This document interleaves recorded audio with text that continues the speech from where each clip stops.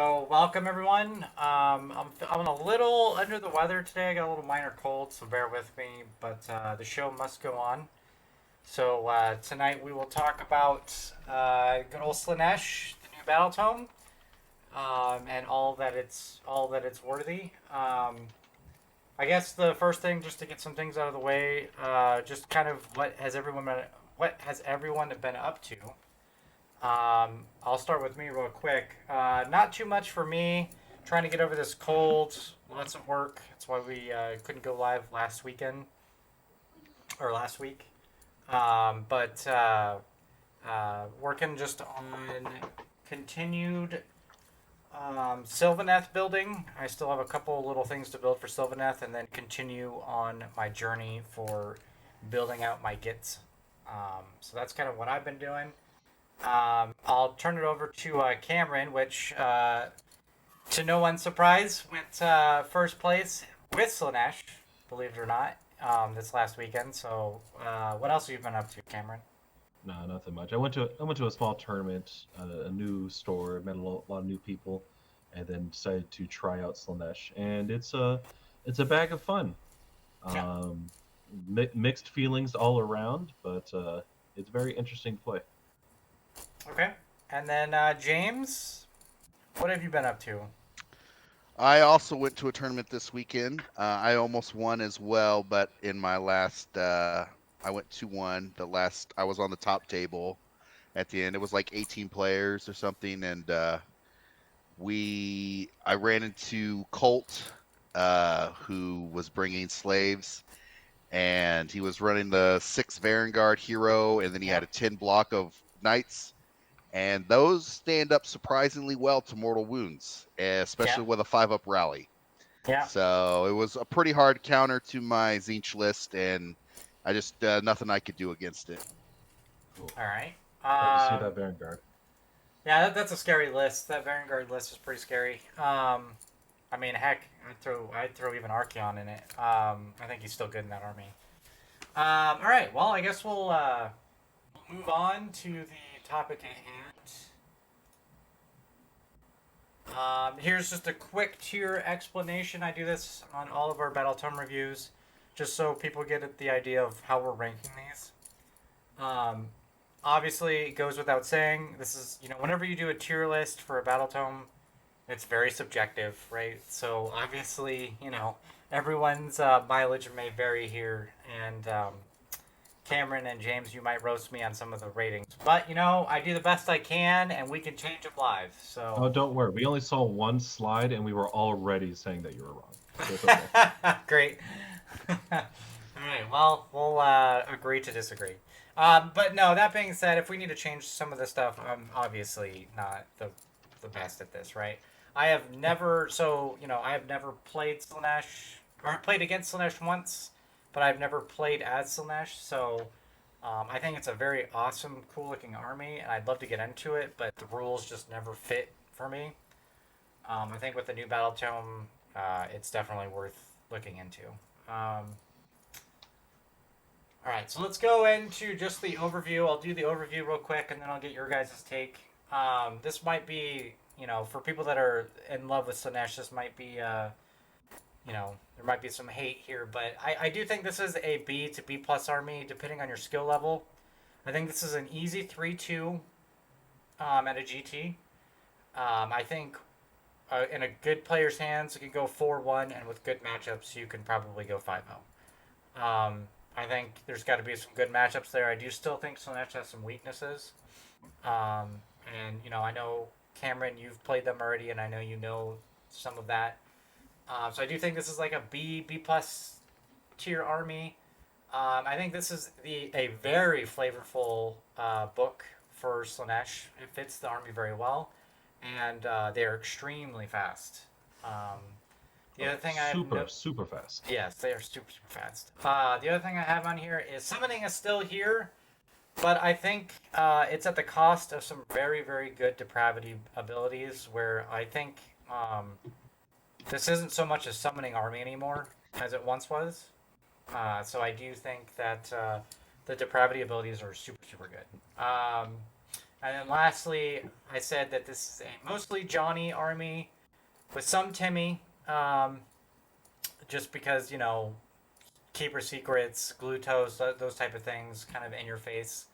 But I think this is mostly Johnny with almost zero spike. There's a lot of not randomness to this, but it's definitely an army that Spike doesn't like. Spike also, they like to be very consistent in what they're doing, and I don't think this book is very consistent. I think it's got some Johnny utility to it, with list building and whatnot, and definitely a little bit of Timmy. So that's my overview. That's what I got out of the book. I guess we'll start with James. What did I miss? What else? What else are you thinking? Right. So my assessment initially was I'm giving it an A plus tier. I really think this book is super solid. My reason I'm not putting it in the S category is because the counters that I see for it on the table, for the top play styles is the top tier armies right now. So I think Slaanesh will struggle against Gits. I think it will struggle against Beasts of Chaos, both for the same reason that they have a very good rally mechanic, and so you have to completely destroy units. And the third one being Lumineth, and that's because they outrange their shooting, and their shooting isn't dependent on to hit. So, and they have Techless as well for mortal wound spam. So they do really good into most armies except the armies that are currently sitting at the top. And so I think you can get your 4 wins at a 5-0 tournament. But that 5th win when you're at the top tables is likely going to be against one of those armies. And I don't see you coming ahead on that one. Yep. As far as I love the mechanics of this book. Probably my has to be like one of my top favorite mechanics of all time in an army. The summoning, yes, the summoning is tricky with this army. It's definitely not the first first edition or second edition book. It's very tricky. It definitely moves the I think it scales up the difficulty of just picking up this army. As far as Johnny, Timmy, Spike, I think this book is probably, I would say, very Johnny. I agree with you there. I don't agree so much with the Timmy. I think there's some Spike elements to it with the shooting. There's very consistent shooting here, very consistent debuffs, consistent buffing that you can get to this army. And Timmy, I usually want an army that's kind of bruiserous, that's going to be punching in your face, can survive a little bit. This army does not survive. This army is not paper. At all. Yeah, it's very glass cannon-y for sure. It's paper with diamond edges. That being said, there's also, and we'll get into it a little bit, but I also think there's also some survivability here. It's still real hard to take down some of these dudes. Like Sigvald is real hard to still take down. And if you get enough depravity, having a 5-up, that also is very helpful. So, I mean, I do think there's ways to survive, but in a nutshell, I do think that this is a very glass cannon-ish style army, for sure. My favorite analogy I like to put it is that these guys are the glass cannon iron jaws, where they are just the range iron jaws. They get to your face as soon as possible. They do as much damage as possible, except they're just not tanky at all. But there is high damage. But this army has way more debuff than Iron Jaws. Way more. Lots of -1 to attacks. Lots of debuffs. Like there's a lot more debuffs in here than there is Iron Jaws. So I do think, in their own way, they can be tanky. And again, we'll get into it a little bit more. But I agree with you. I agree with you. There's probably a little bit of spike in here now that I'm rethinking it. And another thing that I see is that it's an A tier army. It's not S because I could just think of like off my head just a few things that just hard counter 80% of Slaanesh lists. Do you think as this army goes though, it'll consistently see 4-1? I just don't. I think it's a 3-2 army. Given to certain players, I think so. Like me going through this, I can. Like the army that I would run, I can probably counter a good majority of armies, especially ones that aren't ready for it, and it's just to a point where my opponent just doesn't have anything that they can really do unless they prepared for it. That's fair. I think as this goes and we see more and more Slaanesh, I think there will be a better understanding of how to counter it. Oh yeah, and there definitely is some hard counters. Yes, and we'll get into it for sure. All right, let's move on to the battle traits. Again, I just let me get my book. I just tiered whatever the battle traits are, right? So there's some things to discuss here, right? Let's talk about the best one, right? Which I think everyone would agree is the Temptation Dice. I think to date, this maybe between this and Nurgle, I think this is one of the most flavorful mechanics that's come out for GW for AOS. Oh, 100%. It's so much fun. What an absolute rock star mechanic for this army. Temptation Dice. Wow. When I first read this, I was like, wow, that is... You couldn't get more Slaanesh with this. Like, what a cool concept that GW did for this. It's fantastic. I can agree with S- just because it's not that S+, just because your opponent will hate it every time. Yeah. You say this, but having played against them this weekend, I had a blast. I thought it was so much fun to have that choice, to have that interaction with my opponent. Like, it just added so much depth to the game. See, I love it, and I think it's great. However, I played, 5 games so far, and 4 out of the 5 people did not like it. Really? I just see myself playing against it, like, the ability for you to tell me, do you want this Temptation Dice for 6? It just seems cool to me. I don't know. It just it's cool. It's because it's a lose-lose mechanic for your opponent. Yeah. Well, not necessarily. Getting a 6 on something could be helpful, but the fact that you get to choose when it happens, I mean, I get it. Yeah, you're not giving him a 6 on his his Kragnos to wound rolls. Or I'm going to shoot you 40 times with Bliss Barbs, and oh no, you made an additional 1. Yeah. Yeah. And then you're not giving this to a Bloodthirster, right? On a 2 wound, right? So I mean, there's you get to pick this. So yeah, I can see it from that perspective. But I still think the mechanic is super cool. And I definitely it's one of my favorite mechanics in the game for sure.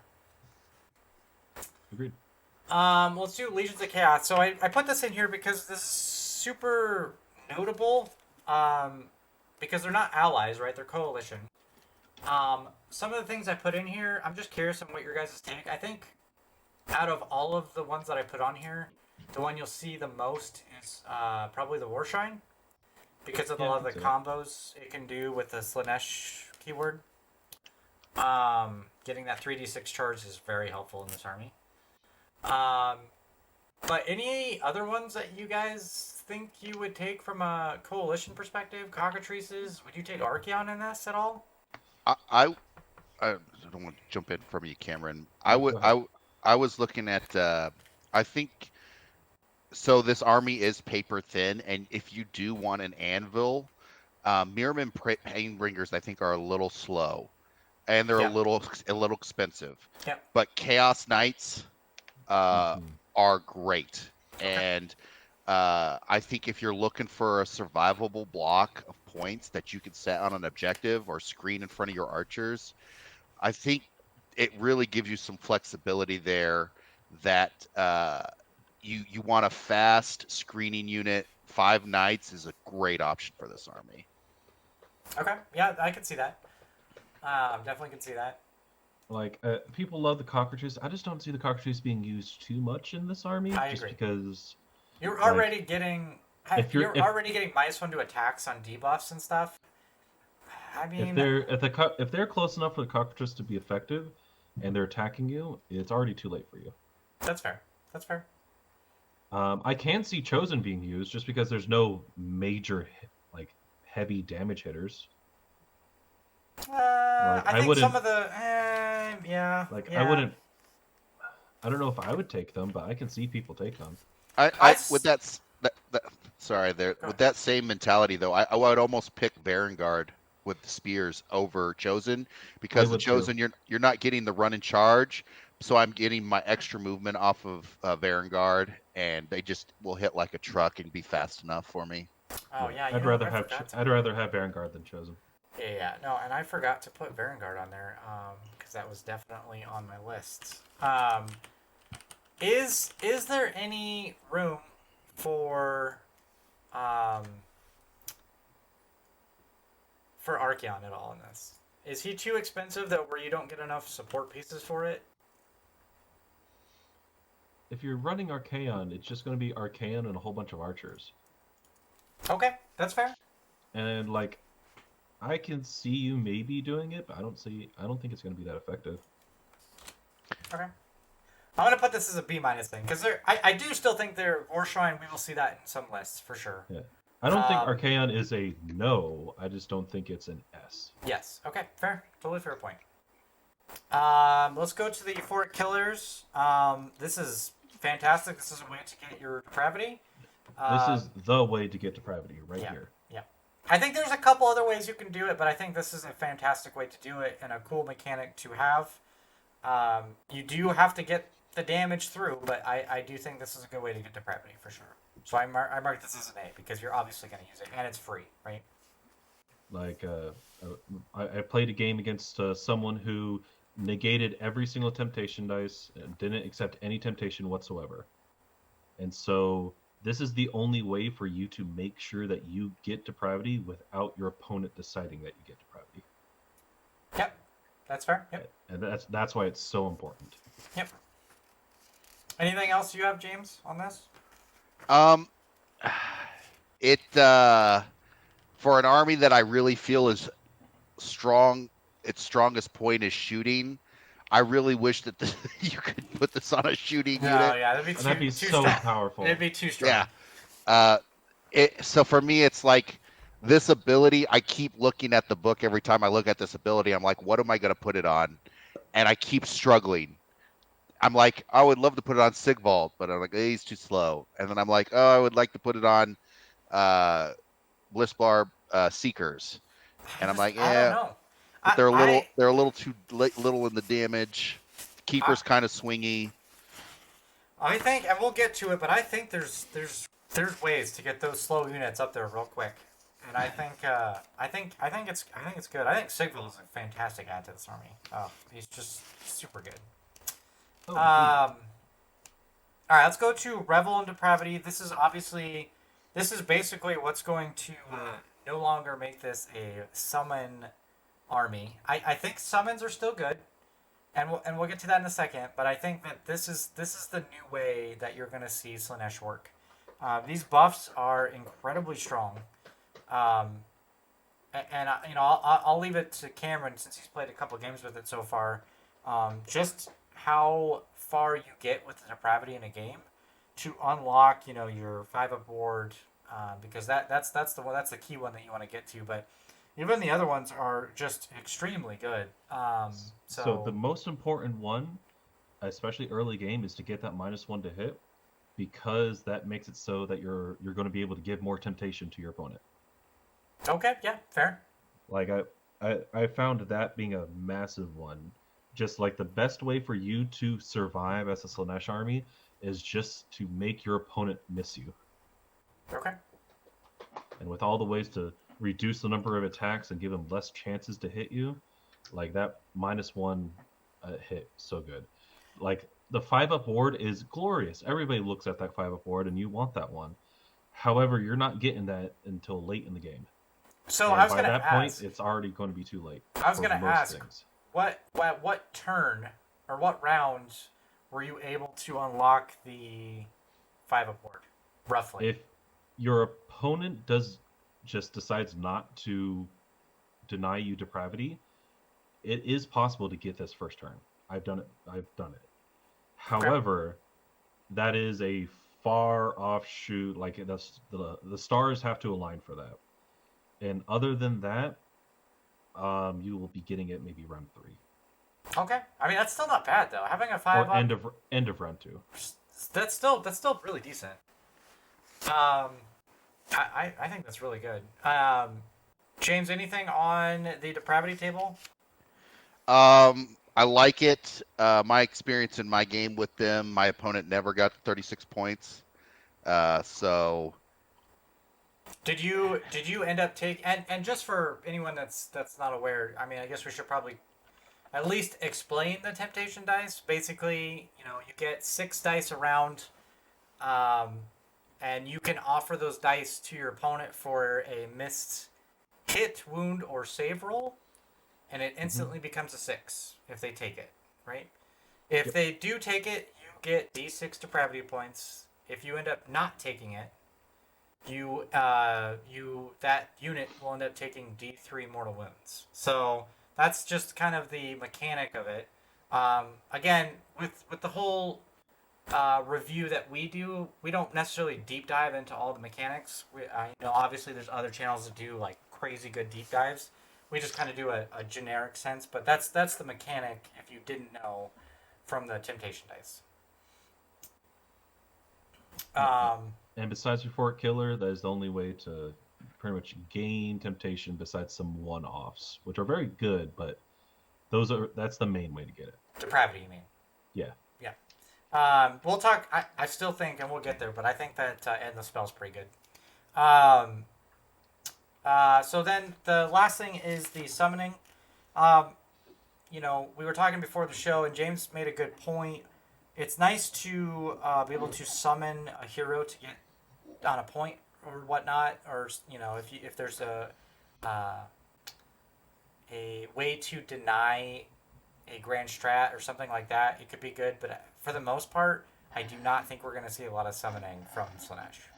Oh yeah, I put the summoning mechanic as a C. Like, okay, yeah, I did not in 5 games. I did not summon once. Fair. That's totally fair.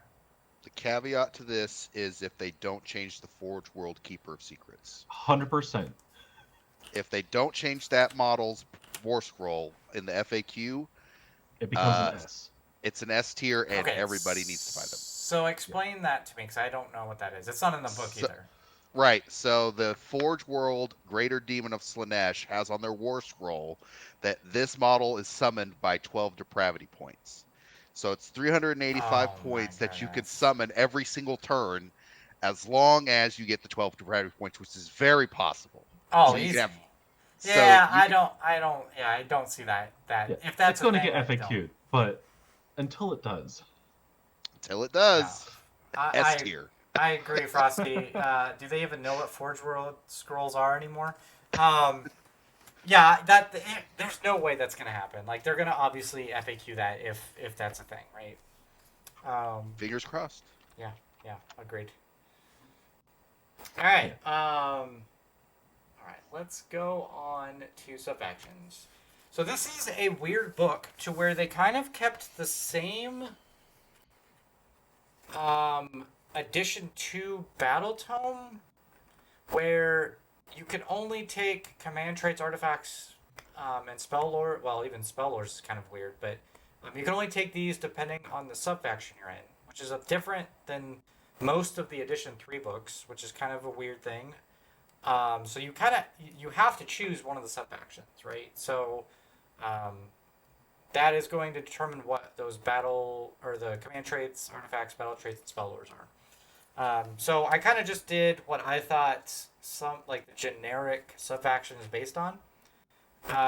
So I did for Invaders. I think this is the up close Hero Hammer subfaction again. Yeah, Hero Hammer for the win. Tell me if I'm wrong, obviously, but I think all 3. There's only 3 of them. I think all 3 are good. I think you're going to see one of them way more than you're going to see the other 2.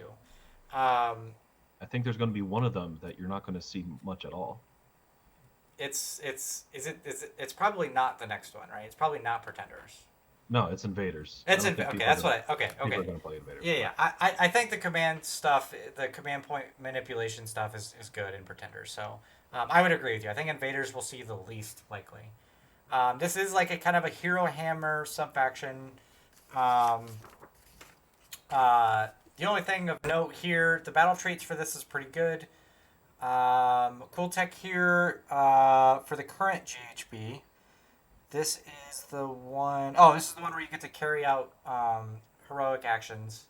Yeah, it's everyone is considered a general, and then there's a chance that everyone can get a heroic action. Which I think is playable. I mean, you're going to be able to do a lot of heroic actions in the new GHB. I think the big play here is doing just you're able to like potentially get 6 command points every turn. Yeah. Or be able to do their special one where you can get the command trait that they don't have already, and then you just give them all the hurler of obscenity, and then you just have 6 hurlers of obscenity, and you make your opponent have like a 0 save. Yeah, that's the one that I put on command traits. Because unless that gets FAQ'd where they can only like affect one person or anything like that. Then... Yeah. I think this would also be appealing to a player who's trying to maximize their battle line potential, because when everything's your general, you basically have your choice of any of the units as battle line. So it allows for some diverse list building. I didn't even think about that. That's a very good point. There's a lot of things in this book where a general has to be, or a unit has to be added as a general in order to unlock a battle line. Mm-hmm. So that's a very good point. I didn't even think about that. That's a very good point. I think the only thing that's really good in this are the battle trait. I think the command traits, the artifacts, the spellers are good at best. Nothing great. I think they were okay. Historical Frenzy. That was the one. I can't remember their. That one is casting value 7, range 18. If it casts, pick one enemy unit within range, invisible to the caster, and roll a number of dice equal to the unit's bravery. For each 6, that unit suffers D3. So, I mean, if you're rolling a lot of dice, if you get hot, you can do a lot of mortal wounds. But I think for the most part, this is a meh subfaction.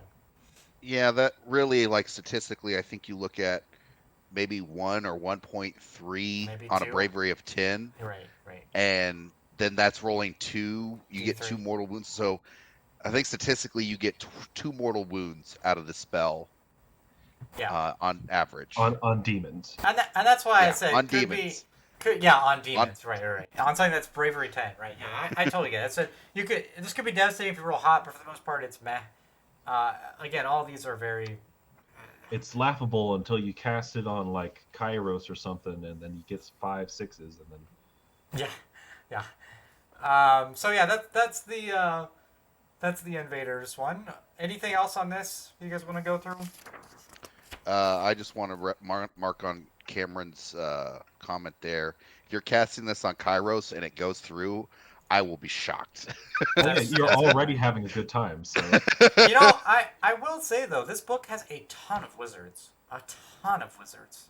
Yes, there a are ton of wizards and very little pluses. Yes, there's You're if you're going up against Teclis or Tzeentch, there's no way you're getting these off. Nope. In my game on Tuesday, he got 2 spells, and that was when for the one wizard that had 2 casts that was in the corner of the board at the start of the match. After that, he got no spells the rest of the game. Right, totally fair. All right, let's go into Pretenders. I think this is the one you'll see second most. I put this as command point manipulation. This is kind of that sub-faction. It has so much compatibility with the book.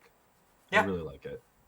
I said, let's see, Warlord Supreme I just marked as the best. This is the one you can do up to 3 times, and then the command points aren't spent. Super good. I mean, we all know, like, from, Gits and some other factions, being able, Mighty Destroyers for Iron Jaws, right? So being able to do this for multiple units is super good. It's great utility, especially in the current meta. Just get a whole bunch of command points. It's so great. Yep. I think this is good, and I think we'll see this depending on what people are running. Any other comments on this? I say this is your sub-faction if you don't want to bring a Lord of Pain. Yeah. Because if you want to have that all-out attack on your archers, on 3 units of archers, you run this sub-faction. If you want to just bring your Lord of Pain, then don't run the sub-faction. I will say this is also the one where you can do the cheeky Phantasmagoria. Who does it work with? Where you Lord of Hubris? Yes, I think that's right. Where you bring him in. Phantasmagoria, Lord of Hubris. Oh, you'll never see play. Yeah. What do you mean? You mean you'll just never be able to hit anything, right? Yeah, your opponent will never be able to attack. Yeah. So essentially, what this is for anyone that doesn't know, this combo, And I might get a little bit of this because I'm not on the War Scrolls yet, but Lord of Hubris charges in, and I think everything has to attack him. So this is what it is. Lord Hubris chooses one person, and they go, "Come at me, bro," and so that person has to attack Lord of Hubris. Yeah. Phantasmagoria goes ahead and says, whenever the person that you hit decides to attack, a Slaanesh person gets to retreat or gets to move out of the way. So you, Lord of Hubris, your big hitter over there, Archaon, has to attack me. All right, Archaon goes to attack. Oh, you activated. I run away. Oh, now you don't have a target, so now you can't attack. Yeah. My only problem with this combo, and it is the reason I don't think it's very good, is the range on the spell is 12 inches. Yes, Yeah, it's very, it's very very short. small. Yes, very short. And it's one of the reasons why I have Endless Spell. It's one of the reasons why I have Umbral Spell Portal up there, because I think it can be used in this army because all of these spells are very, very short. So I think if you're taking this subfaction, I honestly would just bypass that and go with Born of Damnation, because getting a chance to get an extra 3 to 4 depravity points for casting a spell is just really good. yeah, super good. Yep. Yeah. Yep. It's one of the few ways besides those main two to be able to get depravity. I just like the combo mechanics, right? It's a Johnny thing for me. I love the idea that you can do that. It's pretty cool. Another one of my favorite combos in this, I think it's a command trait. There's a command trait where you can, if your general goes ahead and does a command ability on someone that's not himself, he gets his attacks get increased 1 to rend and increased 1 to damage. Damage, Remember yeah. quickly? Yep. And Super so good. Super you good. go ahead and you're like, all right, you can do that with a Keeper of Secrets to be able to get really, really high rend. Or my favorite, you can put it on an Epitome, and so you can go ahead and surfboard him out across the field. Then he has 11 attacks at -2 and -3 rend, all of them doing 2 to 3 damage.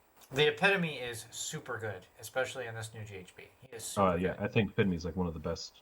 He's units almost of an this. auto include in the Yeah. army. Like he's I like super good. out of these spell lores, I also like Soul Slice Shards, because shutting off command points until your next hero phase, that is so big, because you could have a unit that can't receive commands or issue commands for like 3 turns, and that is so big, because if you put it on like a Gitch unit that has a low bravery, because that's really what you're targeting, like a Squig herd, that's just, stops them from getting that inspiring presence off.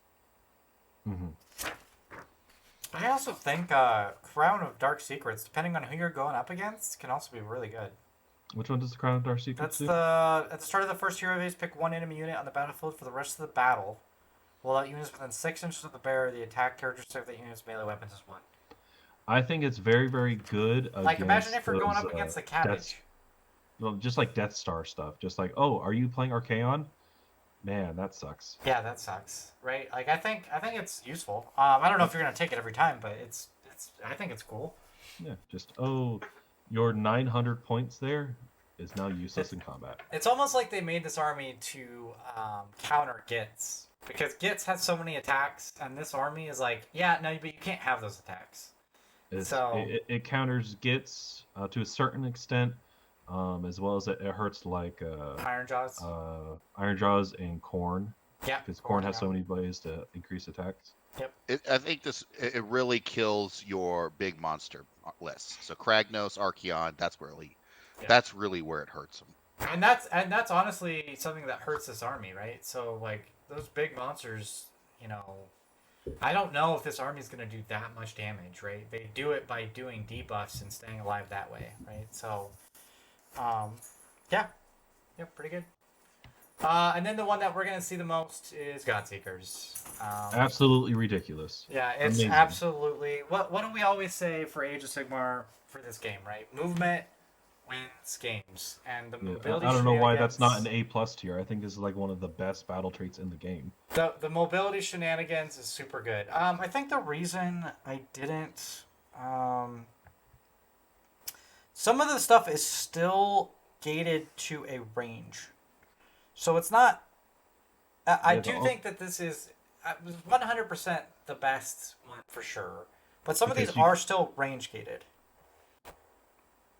for the battle traits, the only thing is like if you are not in combat, you get a free move, the D6 move, Right. and just your entire army gets a reroll charge. It's not gated to being near a hero. It's not like you could summon something in and it No, kicks it in. is. It's It is just, a hero though. You can only Yeah, reroll the charges reroll is gated by a hero. by You a have to be hero wholly within within 12 inches. Right. mm, right. okay. So Oh, there is some gated stuff. Like I could mark this as S minus. I could. Like it's super good. I know you ran Godseekers this last weekend, Yeah. Cameron. How often were you using the maniacal hunters? The D6 move Yes. every single time. Okay. All right. Okay. I mean, Because it's super one- good. It's extremely Because good. of one major thing, you want to be able to get into as fast as possible, so you can get an epitome start the epitome at the. Normally, your opponent's always 18 inches away minimum at the beginning of the game, and then start the game now. Instead of 18 inches, I'm now 17 to 12 inches away from you, and that means I can summon my endless spells closer to you. Right. That means I'm now within range to be able to do a lot more. Or my Keeper of Secrets has a 14-inch movement. I need to be able to get to you first turn. All right, just add a D6 movement in there first turn. So good. It is so incredibly good. This sub-faction is by... It's just so much better than the other ones. I will see this all the time. As far as the command traits, they're all really, really good. The only reason I did Hunter Supreme is because I love to use that on the Keeper Secrets. I think it's cool. Which one's the Hunter Supreme? That's the one where you get the +1 to attack character 6 of the melee weapon. But I mean, all of these are super good. The charge it's mortals. So good. Yeah. My go-to is the charge mortals, where you charge and it's just like Annihilator charge, where every 4-up is a mortal wound. I mean, Strike Because- First is on there. Like, these are all good. These are all super good. Yeah. I think if you're running... I honestly do see War Shrine in this army. For 180 points, giving that 3d6, it's extremely good. But you got a good. spell that can do that. Yeah, do you? Yeah, it's a 5-up cast. You have a spell that gives you a 3d6 charge instead of a 2d6. Prince Yep. of the Paths of the Dark Prince. Which is in Godseekers. Yep. Oh, it is. Okay, all right, yes. So you could do that too. Yep.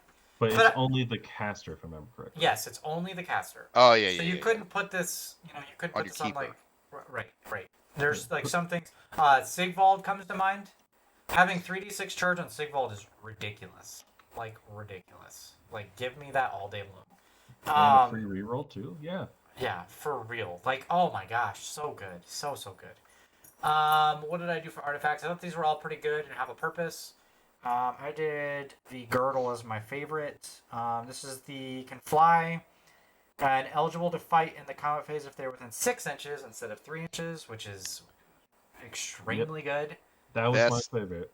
Best artifact in the book, and it's probably an S tier, like Yeah. S tier. And again, I did these on all of them, right? Holistically. Obviously, Yeah. that one's the best one, I think. But It's an S tier for one big reason for me. You put it on a Keeper's Secrets. Keeper can now fly, and you can go ahead and he's just big enough to be able to pile over your opponent's screen to be able to hit in the back. All right. Then spell lores.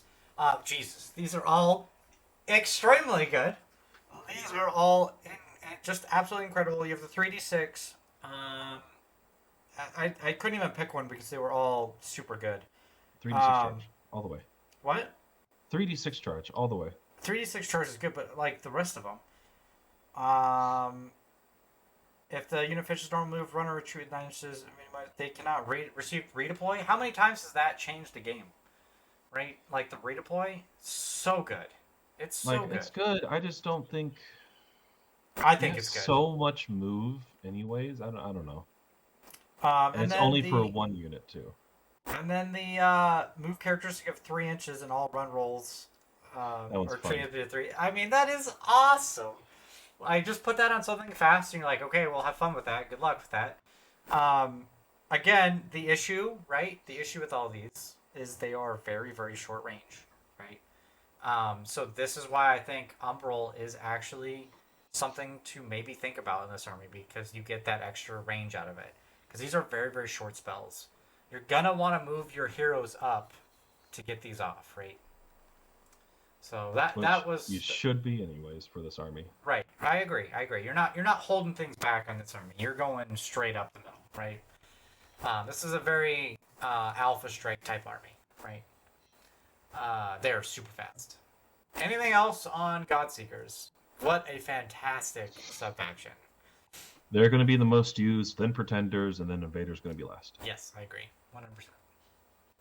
Absolutely incredible. This subfaction makes me want to build a Slaanesh list so bad. Alright, let's go into the grand strats. And you have to forgive me. I'm not a Slaanesh player, so I have to kind of like make sure I go back and look at these. I did Gluttony for Depravity. I think this is the one that you ran. Is this the one where you need 36? Yes. Okay. I don't think it's an A+. Okay, alright. Okay.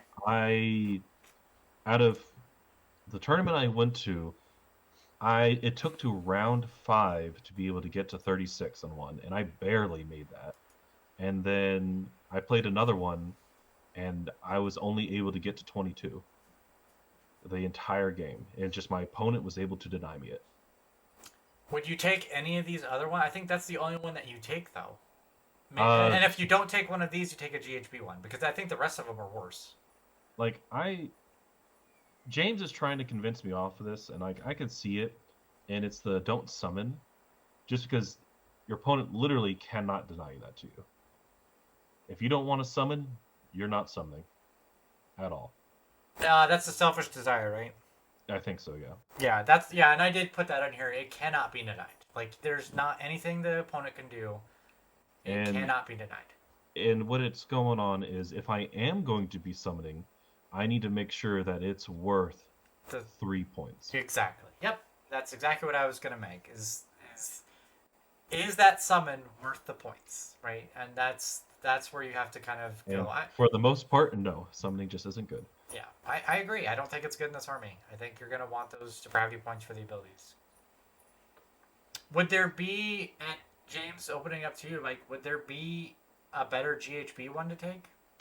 So the two that I look at for this army that aren't in the book, one of them is take what's theirs, because you're very fast. You're going to be very fast the whole time you're playing this army. So take what's theirs is very doable. You can be in their territory. Fair. And the second one would be the Day is Ours, because you have some very strong GC options with the Lord of Pain, with Lord of Hubris, and so you could actually get several of those little foot heroes in an army and have that be an option. It's not, I don't think that one's as strong as take what's theirs or what's in the book, but it's another option. I would say top 2 is Selfish Desire, and then the other one would be take what's theirs for me. So I'm still going out on a limb on Glutton, and I think it's because I'm taking that endless spell. Okay, I'm using that. I use that endless spell too. Oh, did you really? Yeah, and the problem is your opponent can deny it. Yeah, that's true. Okay, all right. So would you put it in like a B plus? Oh yeah, I still think it's really good. A B plus, yeah. Okay. Like if I change didn't to a B+. have Selfish Desire, I would do Glutton for Depravity. All right.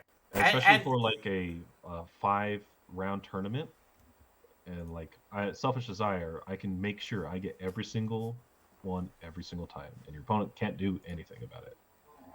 Okay, fair. I mean, that's a good thing for Glutton and Selfish Desires. They can't be denied. Like, there's nothing your opponent can do.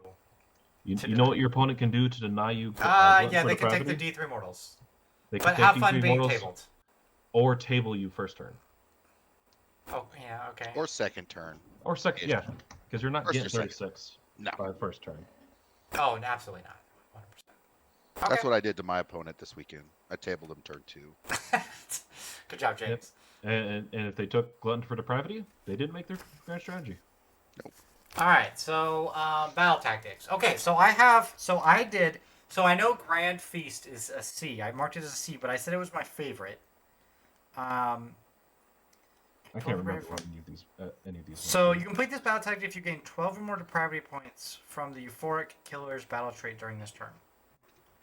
That's really good. So here's why I marked it's a C, right? Because it can be denied. This battle tactic can easily be denied by your opponent, and they know what to do if they want to deny this. Thanks, Furio. Fury on Gaming. Thank you. I appreciate the follow. The reason I marked this as my favorite is because your opponent is going to have to make a decision on whether they are going to take all of these mortal wounds and kill potentially whatever they're trying to save, or allow you that battle tactic.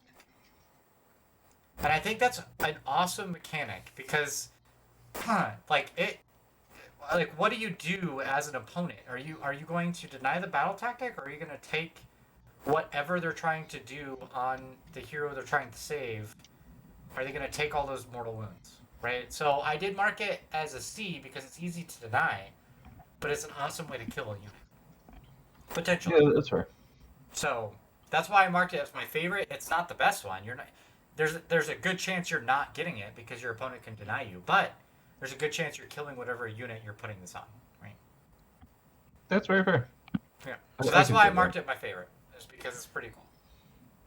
My only critique on this list would be the first one, Death by 1,000 Cuts, because I think most of the good Slaanesh lists are gonna be shooting heavy, and so that one is just so good for them because they don't have to destroy the unit; they just have to shoot it 3 times. Yep. Mm-hmm. And you don't even have to shoot it 3 times; shoot it twice, and charge it with something. Sure. Mhm. And so it's great. And then also I love Depraved Unity. Just great. Have a hero and a demon, which most of your lists are going to have anyways. Oh yeah, I took that battle tag almost every single game.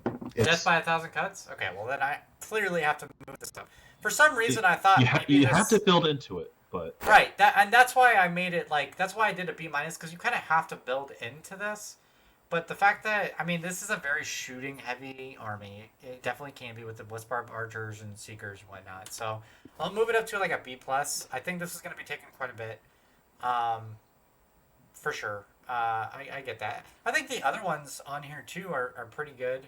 I think the Grand Feast is better than a C. Like you just need to get points from. Yeah, but it's super easy. From killers.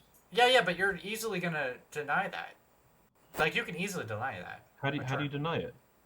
Because you need 12. You need 12 points from euphoric killers, which means I need to choose a unit, and I say I need to do 12 damage to it this turn. Yeah. I guess I'm going back to me rolling really poorly, so I'm never gonna get this. It's stuff like in some armies it's so easy to do. Are you fighting Soulblight? Does he have a pack of 40 zombies? I'm gonna say B-. You're going to get a lot of depravity that turn. That's fair. I think it's dependent on what you're playing. Stormcast, you're not going to. Yeah, that Stormcast you're not going to be able to. Yeah, I think parts of Slaves you're not going to either. So I think it's very dependent on what you're playing. Yes, but it does have some armies where you can easily get it. Right. Like Gitz. Gitz is another one. Yeah, no. And I think it is, but I don't know if we can call it an A or an S. Because definitely. Army dependent. It's not an auto in every single battle.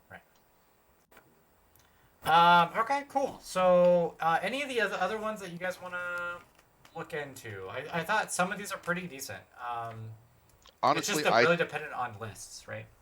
Yeah, I think all of these are great options. And when you look at this in comparison to the Khorne Battletome that was also released, like it's night and day. These are just so good. And I really think that one of the reasons why I put this army at high A tier, because these battle tactics are so good for them. Yeah, agreed. And stay tuned. We will be doing a Battletome review on Khorne next week. All right, so we'll move on to core battalions. Rest in peace. No one uses these anyway, so we're just gonna move on. It's so great it doesn't exist. Yeah, it's so great it doesn't exist. All right, so here we go. This is where we get to the part where you guys give me a bunch of grief on how I tier the units. Now, that being said, I think this book, as we go through these, is very support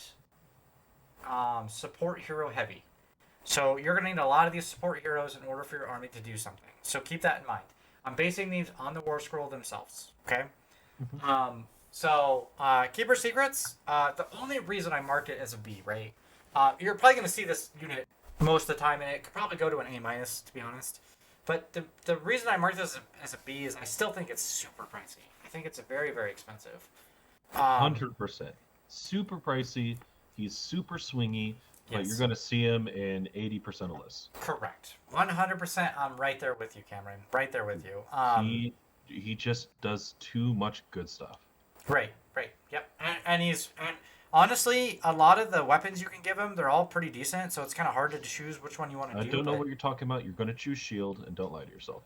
Okay. You're probably going to choose the shield, yes, for real. Because you do need a way to keep your stuff alive, and I think the shield's the way to do it. I played the Keeper's Secrets for my games, and I am surprised how long he lasted. You gave him the shield. Yeah, I gave him shield and mixed the 5-up ward with a -1 to hit me. Yeah. Yep. So good. Yep.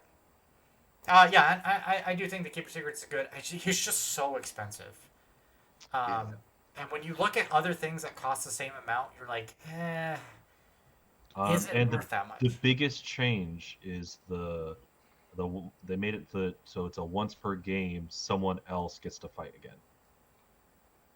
But it's not a command ability. Right, it's just a once per battle. Which just changes the game 100% for him. Like, yeah, it's once per game. Oh no, but that first turn when I really need to do damage, right, I'm going to do damage. Right. Do you think, Camaron, he would be worth 400 points if he could do that to himself?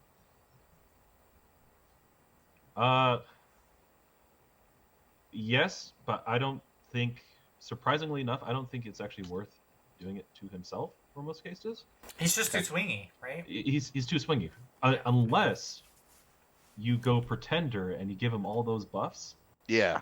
Then that's he'd fair. be worth it. Yeah, that's fair.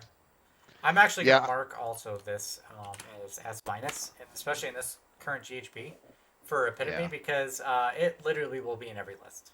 Oh, Epitome? 100%. One of the best. 100%. My thoughts on the demons in general and the Daemon Warscrolls. I feel remember, we haven't got to all of them. This is multiple pages. But yes. Right. This will be my general take. Correct. Go for it. I feel like we're paying a summoning tax. Like, because we can summon these units, the points are higher. I feel like the whole demon lineup, I look at those points and I feel like we're about 10 to 20 points over the entire demons lineup. And I just feel like it's because you can summon them that they're too expensive. I will say it's much better than the old book, but I do agree with you. I do think we're still paying a summoning tax on this. These things are really expensive. And that's why I marked a lot of them as a B, because, man, they're expensive. Some of these are just really expensive. Out of this list, what other ones do you guys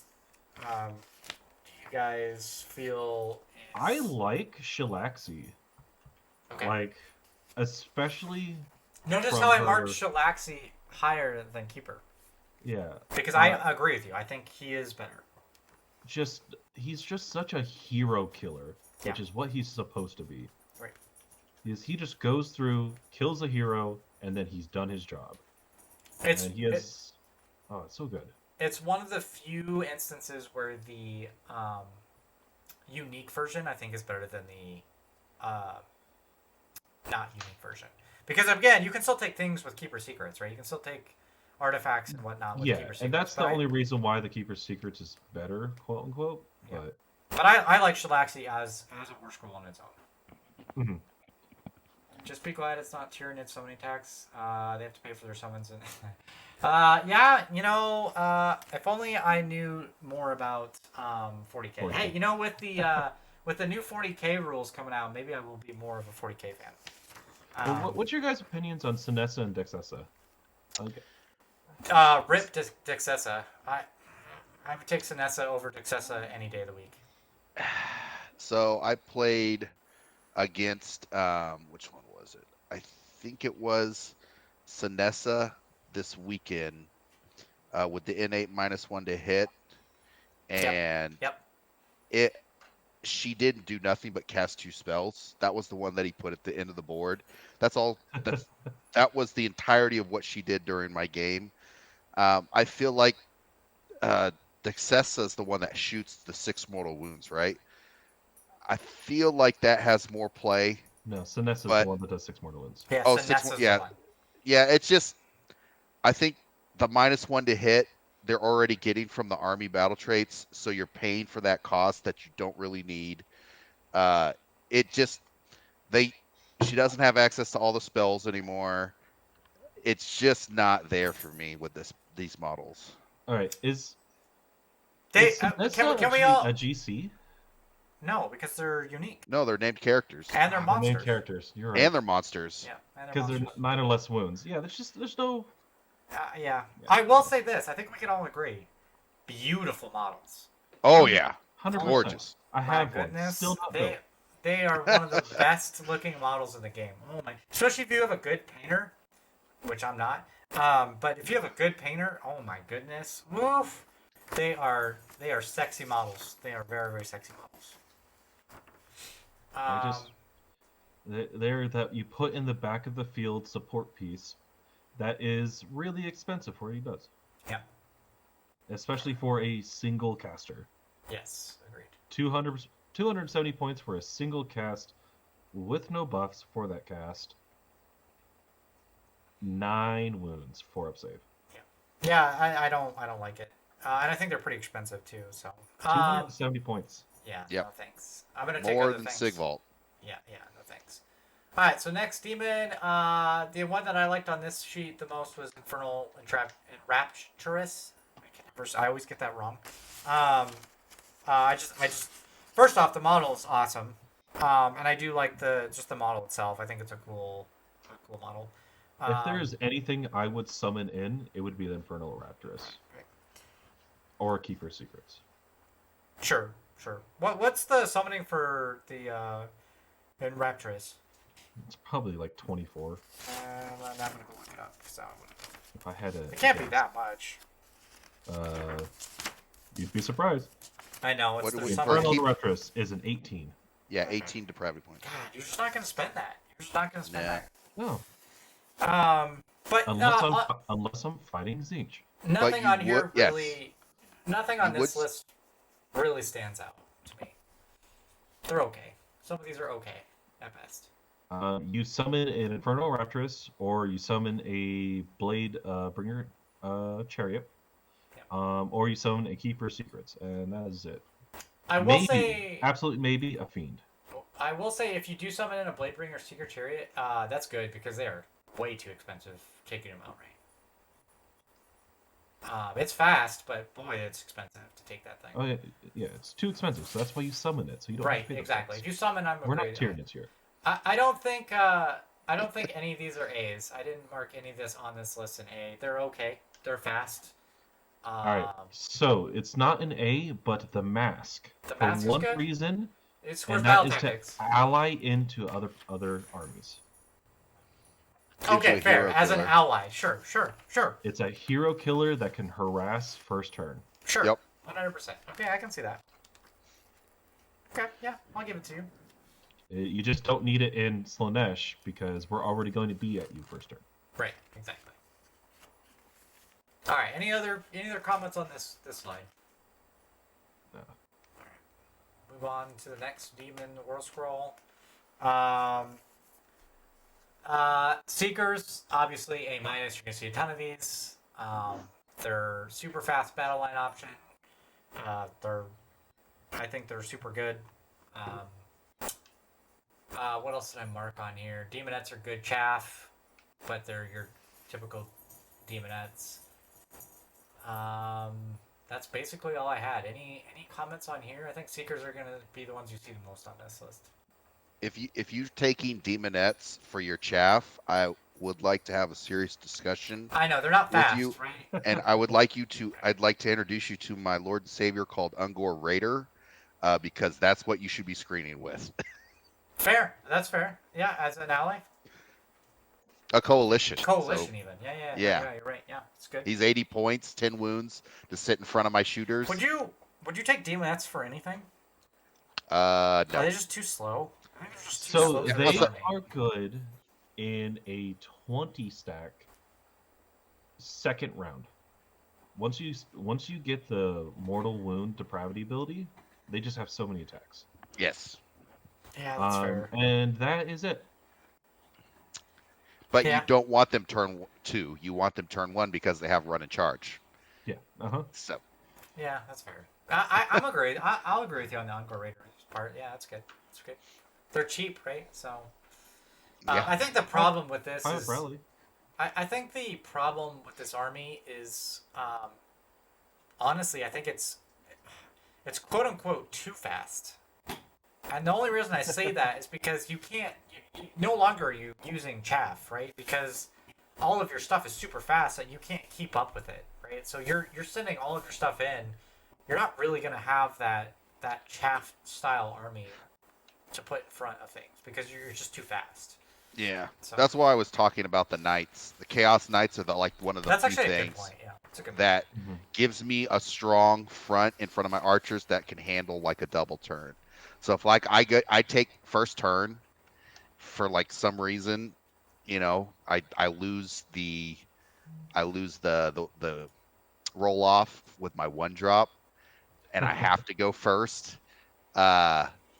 I've got those Chaos Warriors that I can just park right in front, and Yeah. they're gonna survive. Right. I mean, if they don't survive, my opponent has committed some serious damage into them. Fair. Which is perfectly in line for a whole bunch of archers to shoot them off the board. Yep.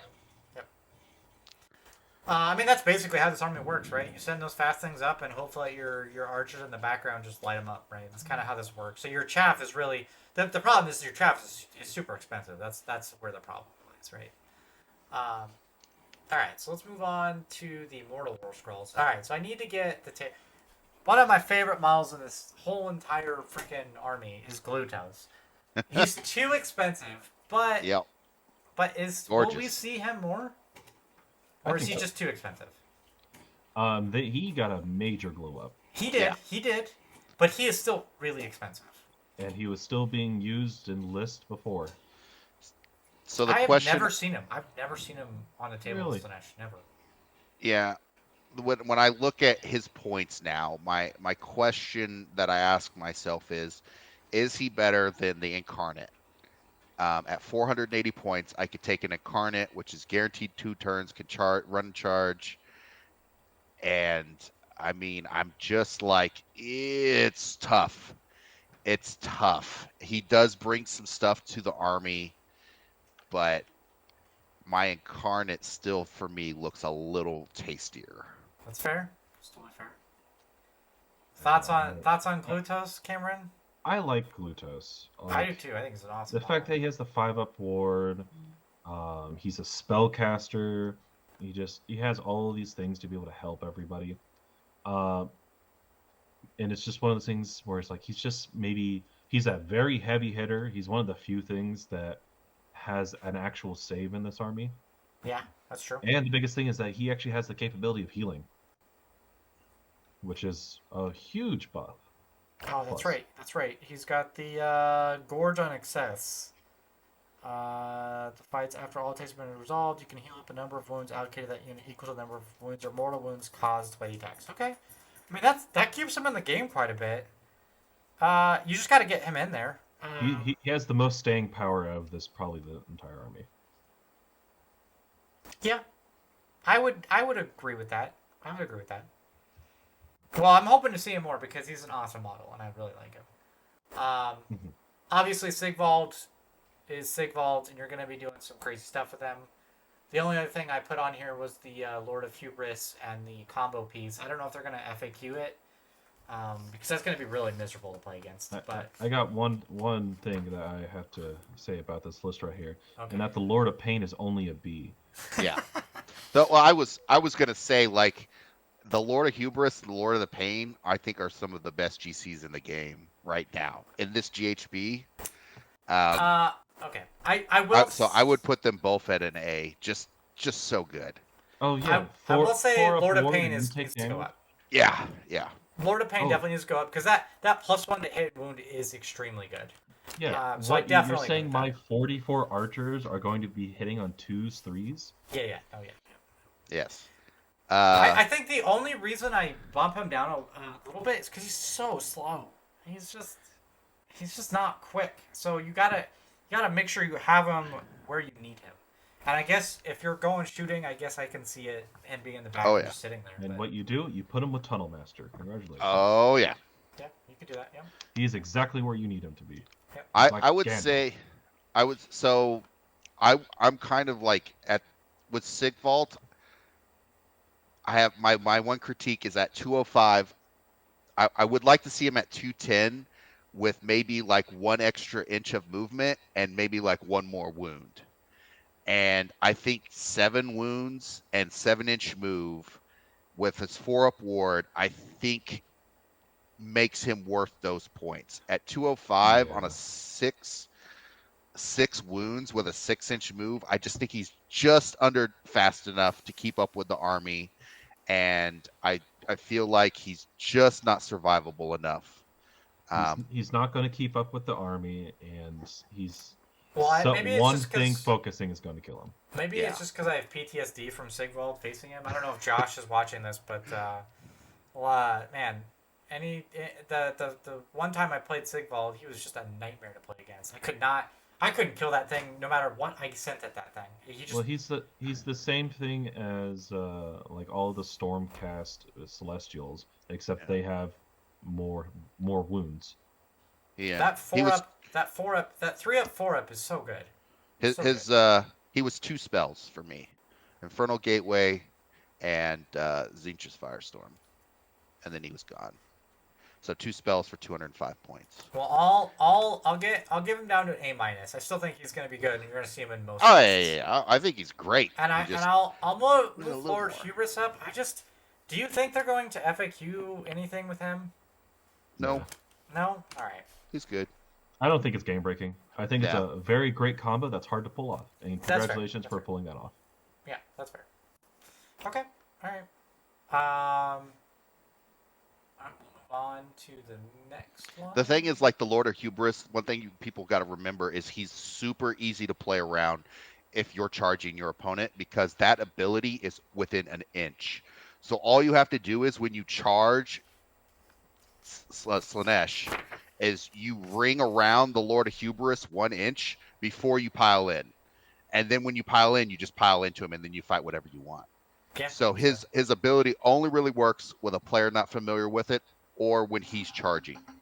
It is It's going to be. it's a great gotcha. That's what it It is. Yes. is going to be a Yes. very NPE experience when someone new goes up against it, because that's going to be like, oh, what? My Archeon can't do anything? Oh, okay, great. But shame on you for being Archeon. Anyway, all right. So everything on here, I didn't have any A's. Okay, so I know I'm going to get a lot of heat for the Blitzbub Archers. Yes, and you should. What? I just think this dies.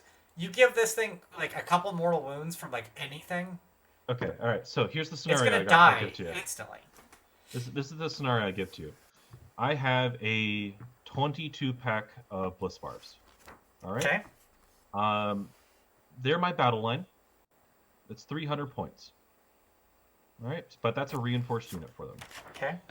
Now you have a choice. If you do not shoot them off, because that's pretty much the Slaaanesh's big difficulty, is that you could just shoot me off.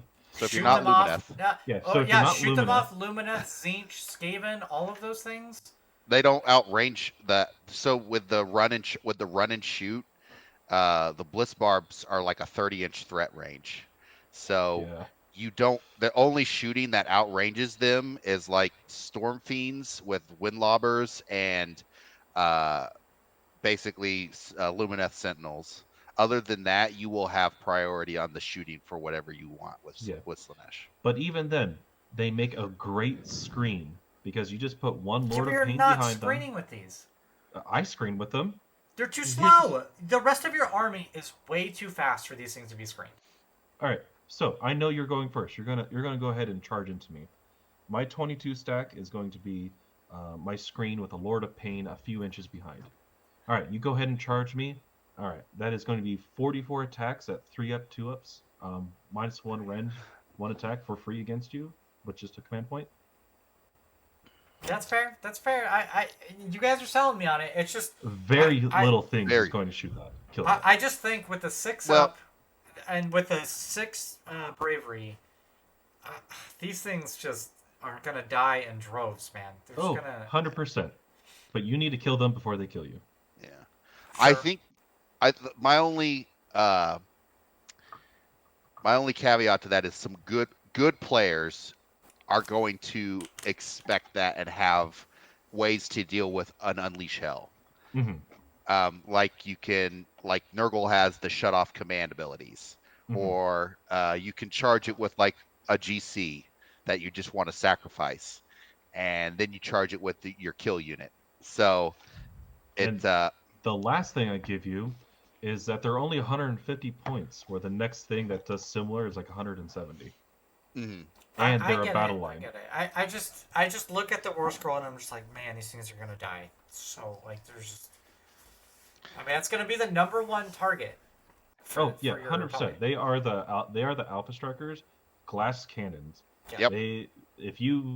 A good player needs to kill those guys as fast as possible, and once they do, they will start crumbling away. Yes. But their entire job is to kill you before you kill them.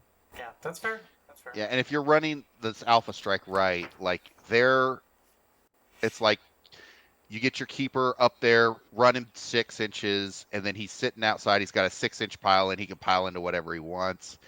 You got 14 or like 12-inch move on your fiends with a 3d6 charge, and then you've got your archers all in the back shooting, and then you charge and sit. Then you're like, oh, now I got my double turn because I'm a 1-drop. So then you're fighting again, shooting again. So then you've shot twice, fought twice before your opponent has even gotten out of their deployment zone. Right. The other thing I put on here too, I really like the Myrmidesh Painbringers. I think dude, you can get a 2-up save on these guys. Yeah, they're a trap. Yeah, They're slow. I but agree. They are a trap, but I still love them. Oh yeah. I love. I still think with some of the mobility stuff that you can do, like in Godseekers, I still think they're useful. I still think you could use them. So what are you going to use them for? You want them to be an anvil, right? And I think for an anvil, they're too slow, because what you want your anvil for is to stop people from charging your archers. And so I think we go back again to needing those Chaos Knights to be in front of the archers. You need something in the enemy opponent's the opponent's army, stopping them from getting to your archers. Okay, I mean, sure. I don't know. I'd like to see them used. I don't know. Oh, they're a great model. I love the model. Like, I have some. Yeah. I also said that the House Raiders are probably. So the problem with the House Raiders is they're too fast, and you're never going to be able to keep up with your support units. And they're on their War Scroll alone. They're not great. 2 attacks, 3s, 4s, -1. You're just not doing enough damage with those things. I mean, you can throw them in, but what a waste of points for that. I just think the House Raiders are too fast. I think there's actually a case where the House Raiders are just too fast, where you're not going to be able to be in your support range to buff those. If you can get to that point, sure, but like, what are you doing with them? Like, what are you doing with House Raiders? I just think they're too fast. I think it's that weird scenario where they're too fast. Yeah, I feel like if you're considering Hellstriders, you should be considering Slick Blade Seekers. Like, I think they do it better. 100%. They get run and charge. 100%. Yep. Or Slick Bait Blisslebarb Seekers. Yep. Like, those two options are just hands down better than Hellstriders. And you'll see that on the next slide, because I 100% agree with you. Blissbarb Seekers, I think, are just absolutely incredible. being I able think to the freaking Blizz- minus one to save on stuff is they're so good. They're so good. I took one unit, just one unit of 5. That's 16 shots, and what you do is you go, all right, I'm going to You're target, gonna get a shot. You're gonna I'm get going a to shot. target those Yeah. 4 units with 4 shots each. Yeah. Yeah. Where do you want to use your all-out defense? Right. Yeah. Yep. And it's so good. It's that trap to be able to just pull that all-out defense off of Yeah. someone. Yeah, it used to be I saw a bunch of lists running a Chaos Gargant, and now I see the Chaos Gargant going away. And if you can bring these in as an ally, this goes in like every list because now I've got free -1 rend on like 4 units. Yeah, these guys will be great allies just everywhere. Yeah. No, yeah, that's a good point. That's a very good point. I didn't even think about using them as allies, but yeah, that's a good point. What's the point cost for them? 200 points 200 Yeah. points. Yeah. They're for what 20 they are. wounds. Yeah, for what they are, they're fantastic. Going in my Nurgle list for sure. Yeah, like Oh, for real. gosh. Yeah, so good. Yeah, I mean, you could put them. Yeah, I mean, there's a lot of things you could put these in. Slaves can- to Darkness, Nurgle. You could put them in Tzeentch. beasts, right? Yep. Yeah. So no, I mean, no, the only ally for beasts is Slaves to Darkness. oh, okay, all right. That's what I was thinking about. That's what I was like. Can you put these in there? But these are all good. The obviously the sleep like the seekers are really good at this. I think they're really good. You're gonna see a bunch of them, and that's gonna be kind of the power. unit you're Definitely gonna see. the slick blades. The slick blades, just because they're fast and they have that -2 rend. Yes. Yes. They They're have gonna be a great Crap hammer. ton Now, of attacks at -2 rend. the one downside for these, right, is there's no way to make these battle line, probably on purpose. Yeah. So that's the downsides. You can't make these battle line, but they're still super good by themselves. Yeah. All right. The Famous Slaanesh. I think this is one of the. It's an okay. Terrain. I don't think it's game breaking. You know what you use the famous Slaanesh for? Yep. Did you fail the roll off, so you're not going to be going first? All right, you're going to use that right there as this little defensive measure to make sure your opponent can't put everything on your army first turn. Yep, you put it right in front of your army with some little holes beside it. Yep. So the other thing too, I was reading on this too. I read the designer note on this, and if you take an artifact with it once per battle, Yep. you can still use it, even if you Yeah. have already used it once per battle. So Once per battle, you use it, and then you gain a permanent buff. yeah, which is super cool. Which is super cool. I have not yet seen that in a mechanic, so that was pretty cool to watch that. I mean, you're not going to use this for summoning. So I mean, it's an okay terrain feature. I don't know if it's something that's like absolute. I mean, it's free, right? So why wouldn't you take it? But it's not something that I would think you absolutely need. Something like like Nurgle's trees or Gitz's moon. Like I don't think it's as good as those, right? Yeah. It has never come up in any of my games, but I can see it coming up. Okay, yeah, fair. Especially fair as a point. defensive tool. For Yep. movement. Fair point. All right. Faction in the spells. So you did use the mesmerizing mirror. Oh Would yeah. you take it again? 100% S rank. I think Yeah. every single person should use this. Okay, good. Because that's how I thought. I don't know the reason I made it an A minus. I think maybe just because I thought it could be easily denied. Oh yeah, Um, it could definitely be easily denied. But maybe I But- move this to like an A plus because I think this is a slam dunk in this army to get those depravity points. And it does damage along with it, but I mean you want as many depravity points as soon as possible, so that's why I Yep. put it. You just set it up. So what my goal was for doing it is I had an epitome. I would move the epitome d6 inches forward first turn with the Godseeker. Then I would summon this in, be able to hit as many units as possible, put it right next to my opponent's army, and then go, all right, that's going to stay there. And that's going to be either damaging you or getting me depravity Right. until you get rid of it. Yeah, I think it's super good. I think the other ones are very they're okay. I looked at Wheel of Excruciation. It's not good at all. Yeah, too expensive. This thing's 80 points. I read that and I was like, excuse me? Wait, what? Nowhere near as good. Yeah. And Dreadful then Visage is good. I can't remember what Dreadful Visage is. That's the strike last. But it's... I would never... I would take Mesmerizing Mirror in a heartbeat over any of the other ones. So, that's kind of where I had it. Any thoughts on these, James? No. My opponent brought Dreadful Visage against me. He never got it off, so I never got to see what it did. Got it. That's the joys of playing Tzeentch. Alright, let's move on to allies. Alright, most of these are going to be garbage, right? But I just wanted to include them just in case there was something that I was missing. Remember, these are not coalition, these are actual allies, right? So all these are real bad. The only reason I put Changecaster as a save is you get the nice one to save another way, right? And it's a GC, but all of them are bad. 100%. They're all bad. Yeah. I think you need the support pieces. And excuse my dogs as they bark like crazy in the background.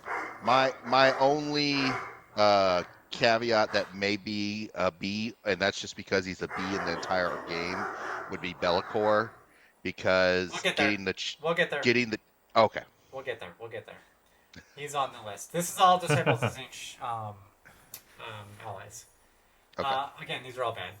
The only reason I put Blue Scribe as a C is because it does get an basically auto cast, and it does know all the lore. So there might be something in there that you could use, but for the most part, again, you want your support pieces. You're not going to use it. They FAQ'd it so you don't get the lores when you ally in Blue Scribes or any unit. Oh, it's a D now. Oh, it is definitely real bad now. Yeah, okay, never mind, moving on. Nurgle, none of these are good. I thought Festus was kind of interesting because you can heal and you get the -1 to save for the rest of the game, but you have to keep him so close to the unit that you're never going to use him. But I did find it funny that, that is something that's still there as Festus. Nope. And then we get the slaves. So I marked Be'lakor as a B-, which I think we were close on the ranking there, James. I still think his Dark Master is super useful, especially in this army. For the whole reason of what we were talking about earlier, where that Blissbar, those Blissbar archers, you want to keep those alive, well, you can do that with Be'lakor, right? So I do think he is useful in this. He's another one of those, if I'm forced to go first, at least I get to shut down the potential of shutting down a unit for 2 turns. Yep, 100%. Yep. And I think Be'lakor that's his mechanic, and that's why you take him, right? And it's worth that, and in a lot of cases, it's worth those points. So. I love how you say if I'm forced to go first.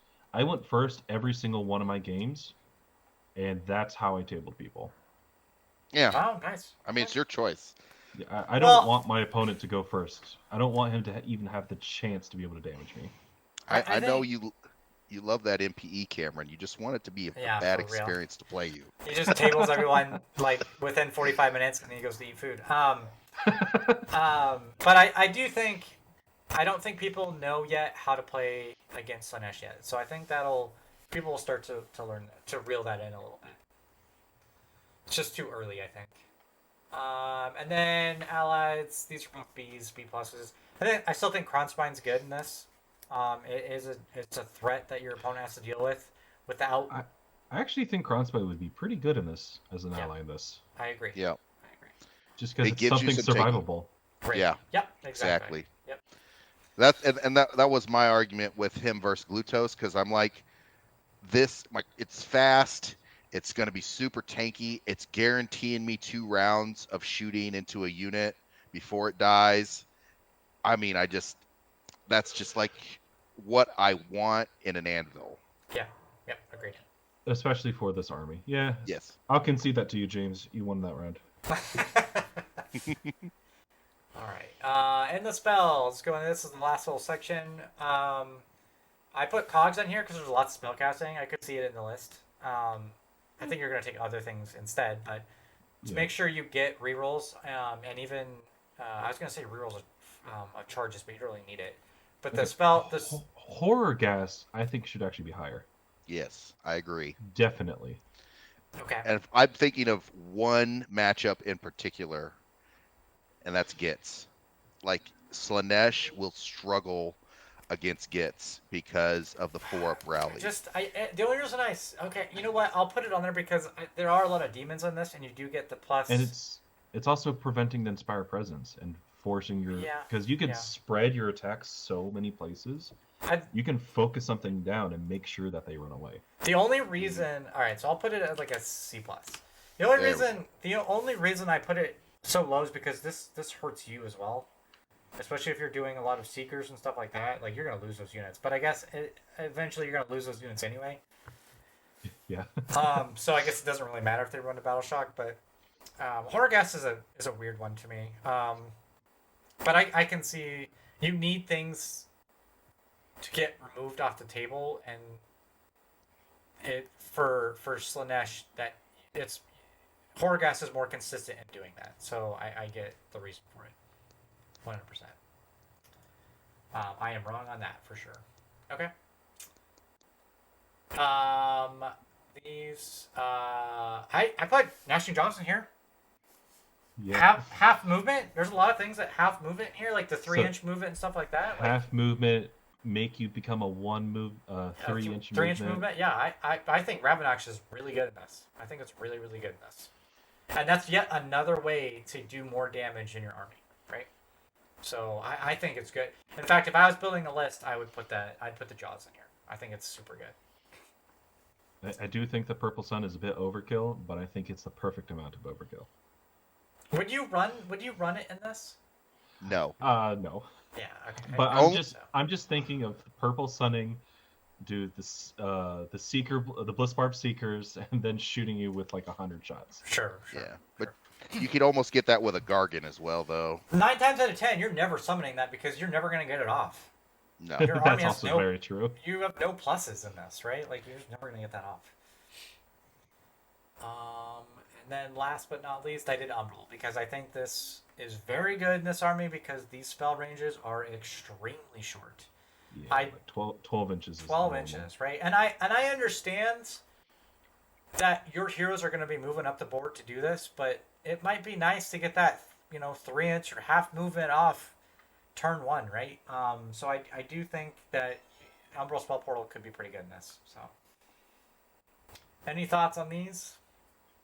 I agree. I like the Umbral Spell Portal. I think I will include it in my list just for that one spell that makes their move 3 inches. So good. Because if I'm going first and I could just pick the biggest threat and make it so that it's no longer an option for him until my next hero phase, yep. I think that's just too good. 3 inches, good. man. So good. Yeah. It's so good. Well, like if you think about it, it's a 12-inch range even. If it goes off and they're at 12 inches, unless they get a double turn with you, they are not getting that unit in to combat on that model that cast it at 12 inches. Mm-hmm. So if you cast it with Umbral Spell Portal while they're sitting in their deployment until it's your turn again and you get another chance to cast it, they're going to be sitting in their deployment with it. I really love that spell. All right, so that is it. So I'll just do the summary and then I'll get your guys' take. Obviously, the mechanics in this book are awesome. I think it's one of my favorite battle tomes from a lore flavor mechanic standpoint since Nurgle, because I think when Nurgle announced the little disease thing, I thought that was right on par and is perfect for them. I think this is right on par with Slaanesh. I think they have some awesome mechanics in there, and it plays just like how Slaanesh would play. I also think that Slaanesh is no longer at the bottom, right? They are now an army to be feared rather than being at the very bottom. You now have to really determine how to play against this army because it doesn't play like the old Slaanesh tome did, right? It's a lot more mechanics involved and something that new players are not gonna know very well. This army is all about support pieces. Most of the Warscrolls on their own are not very good, right? A lot of the Warscrolls are hitting on 3s, wounding on 4s, and that's just not very good, right? So you want those support pieces in play to buff those things up, as well as debuff, right? There's a lot of debuffs, -1 to attacks, half movements, stuff like that. So you really want all of your support pieces, and those are the things you're going to really want to save in this army. You start taking out support pieces for Slaanesh, and the rest of the army is going to crumble. And then I think this army, I think it'll age pretty well. Um, I think there's enough debuff pieces in this to last a while, depending on where the game goes. So I think this tome will last. I think it's going to age well in its current state. Um, Again, I don't know if it's going to go 5-0 every single time, but I think it's going to be consistently a 3-2-2-3 army around there. Definitely So, not 5-0. Yeah. Because one thing, like, just going through and you have, all right, you're fighting, let's say, I don't know, Stormcast. Stormcast goes ahead and puts a whole bunch of crossbows in space. Okay. They then put their crossbows down and they kill half your army. All right. Piece Yeah. of chaos. Null deploys. Yeah. Like, what do you do? What do you shoot? do? What do you shoot turn one? What do you do? Good luck. Yeah, there's definitely some counters to this. So I guess we'll start with James. Any other summaries on the book? I love this. I'm almost just playing this army just because of the mechanic of the depravity point dice. It's such a fun, engaging mechanic. Even if you're tabling your opponent, I think it's one of the best things that I've seen from GW, letting your opponent engage with the game. Oh, definitely. And it feels, I felt, even though I tabled my opponent, it was probably one of the most fun games I've had, just interacting with the dice, just being able to have that back and forth across the table. It's just this army, if you're looking for mechanics in an army that just feel rewarding to play, and your opponent will have a good time playing against you, even if he's losing, I think this is a great army. That's fair. It's also like one of the only armies where people like will go through and be like, "Dang, they're fast." Yeah, I don't think people realize how fast this are, especially in Godseekers. Oh my goodness, they are so quick. Frosty, I was gonna mention, as far as them going into Sylvaneth, I think it's gonna be based on the player. At that point, they both have mechanics that don't play well into each other.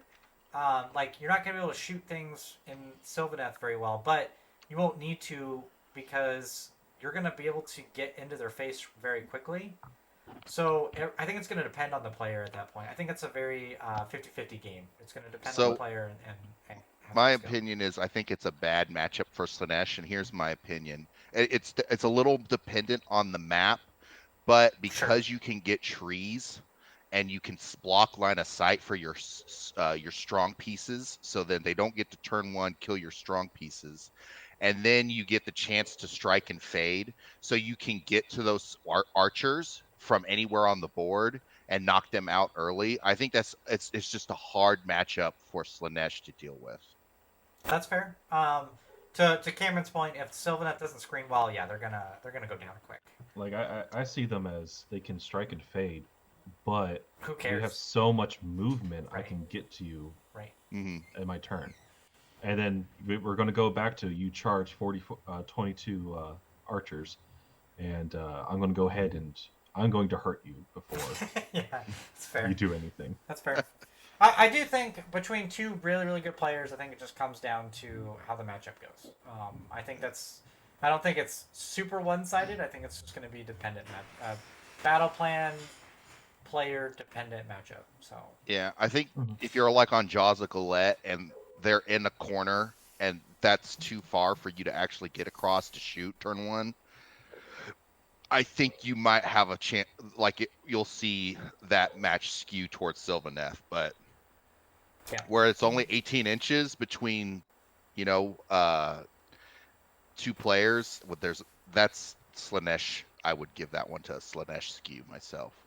Yeah. Cameron, any other last summary thoughts on? I mean, you took them, so you're the most well versed in the new book. I absolutely love them. I love how much fear people have with them right now, just because it happens with every single new book, where they're like, "Oh my gosh, it's super powerful," and then people will begin to learn how to deal with them, and then Like, I think Slaanesh is amazing, but I think they have too many Thanks, Frosty. ways to go ahead and counter them. Yeah. If you know what to do. If you don't know what to do, you'll lose. Yeah, that's fair. I think it's going to take people not only playing against them, but playing with them to kind of understand their mechanics. Because I can see a player playing them and wondering why they lost the game so quickly. Definitely, you- 100%. You have to understand how they play. I don't think it's a very good new person player army. I think you kind of need to know them a little bit and have some good mechanics on your side and how the game plays. But I think I think as it goes, we'll see more and more Slaanesh. I'm excited to see them. So. All right, so let's move on to just the conclusion. Obviously, next week we are gonna run to. We're gonna go through the Blades of Corn book. So, I already starting going through that book. It seems pretty interesting. Lots of good prayers and whatnot. Lots of just damage, just in your face damage. Some of the blood tithe points are. Unadulterated damage. Yes, for real. The meteor strike is just insanity for how much it costs. It's just crazy. Lots of good things for Corn, so I'm excited to go through that book. So definitely join us next week for Tiny Toys Tuesdays. That's about all we got for the next week. Well, again, if you missed some of this, definitely catch the YouTubes. We'll post this on there after we edit it. Other than that, I think we're good to go, and I appreciate you guys jumping on here for the Slaanesh book. Yeah, we'll see you guys next Tuesday. Definitely. And hey, Joel, if you want to fight against Slaanesh, I can go ahead and show you the experience. No, I'm good. I'm gonna try to sure? continue to build the rest of my army.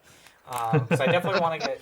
I want to get spiders on the table, even though they're bad. I still want to get them on the table, so that's where I'm at. All you got to do is you bring two 24 blocks of squigs, and Oh, I already that's know. 48 wounds each unit. Oh. So now, So- now he gets to try to shoot off, almost 100 wounds, and then if he doesn't, you just rally almost all of them back with your 4 up, and then you just charge them. And then sure, go ahead and shoot him. So I don't know if Jason will ever watch this, but I played Jason 2 weeks ago. Jason from Monument Hobbies. I played him with I played him with a group of 36 squigs and a group of 24 squig herd, and just annihilated his army. He was playing Beast of Chaos, and it just annihilated his army. Like those 2 units alone. I had one squig boss, and it completely just annihilated his army. And we both looked at it and were like, yeah, okay, I think that might be a little much. I think Squig Herd are probably a little much. It was incredible to see the amount of damage this thing put out. It was insane. I felt bad, but I had no idea I was going to do that. All right. Well, I'll definitely be here for Corn next week. All right, cool. All right, well then we'll see you guys next week. Otherwise, have a very good night, and we'll talk to you next week. Bye-bye. Bye. Have a good one.